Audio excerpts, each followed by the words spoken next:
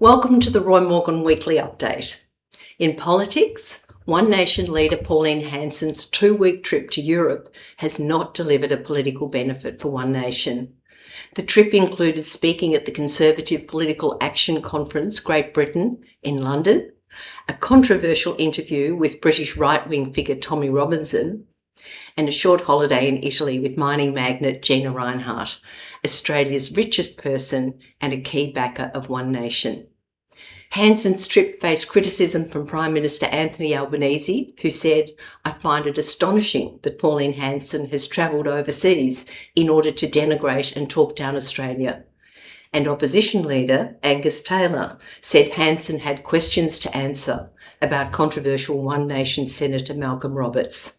The question here, he said, for Pauline Hanson is, what is she going to do about it? She's over in Italy right now.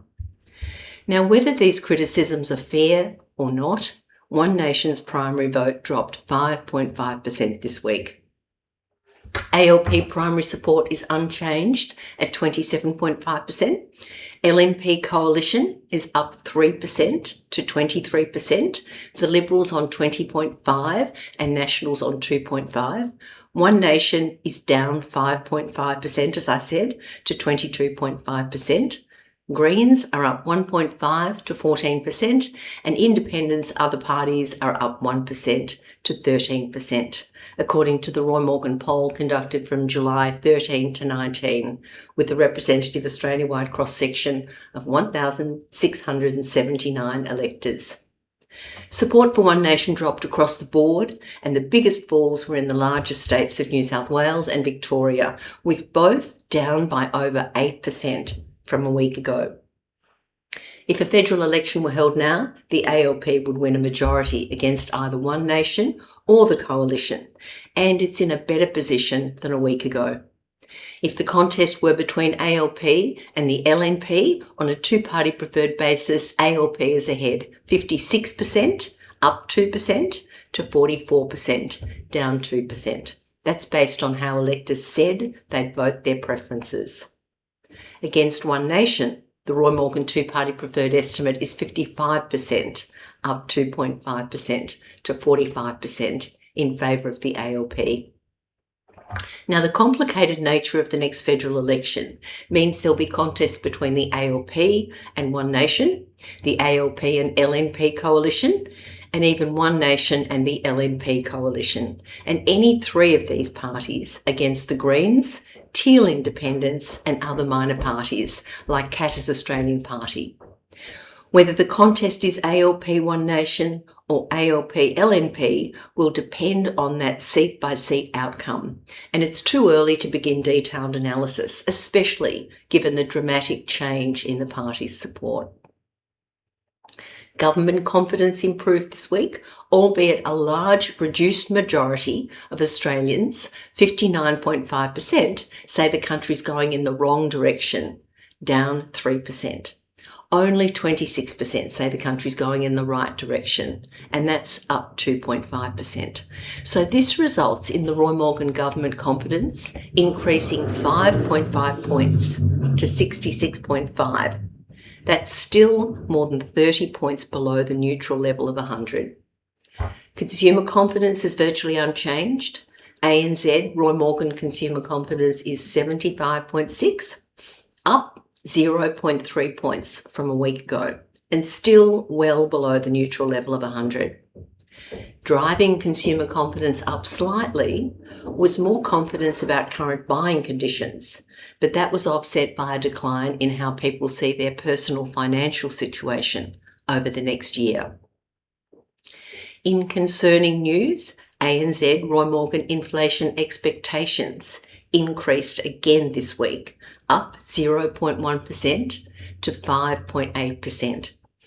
This means Australians expect annual inflation of 5.8% in each of the next 2 years.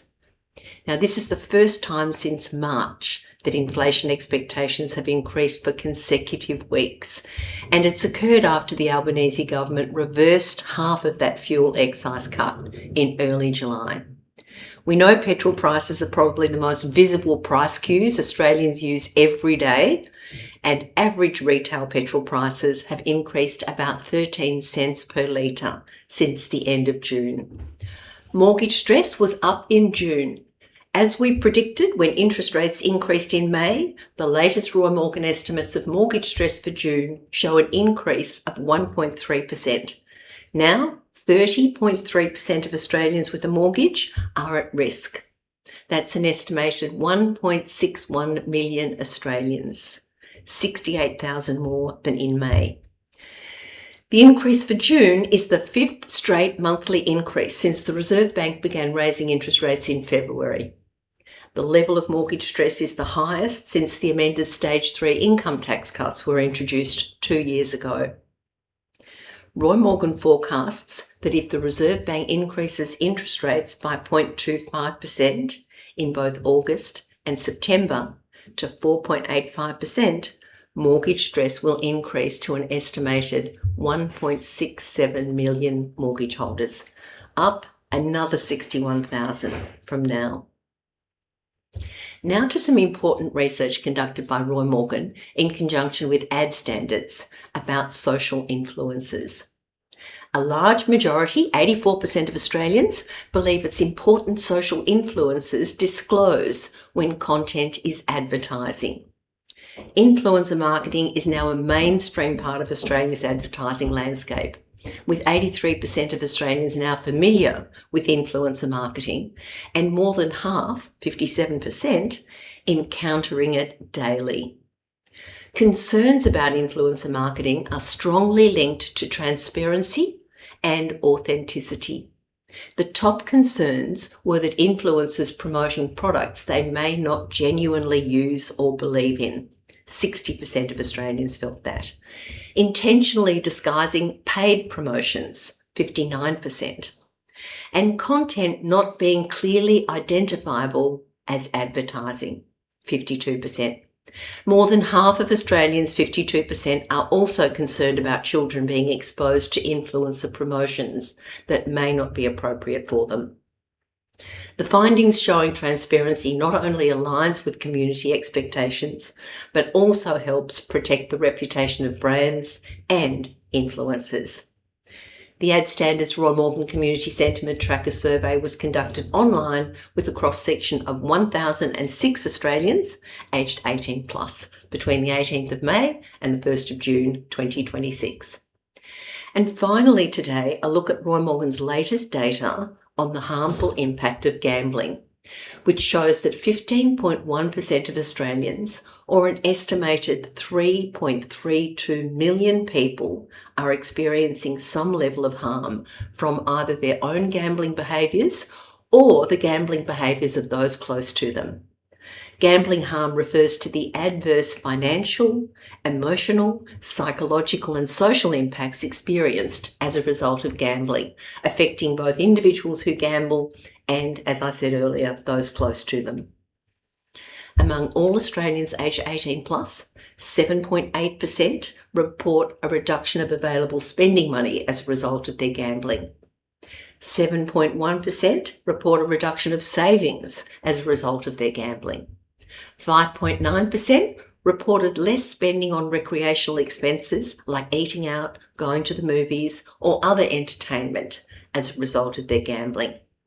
And 5.9% reported they had regrets that made them feel sorry about their gambling. Almost as many, 5.8%, reported they felt ashamed of their gambling. For a full list of the gambling harm statements, as well as more details about how gambling is having a harmful effect on more than 3 million Australians, visit the Roy Morgan website. And looking forward, I'll be back next week to bring you the latest data on consumer confidence, inflation expectations, and federal voting intention. See you then. Thanks for listening.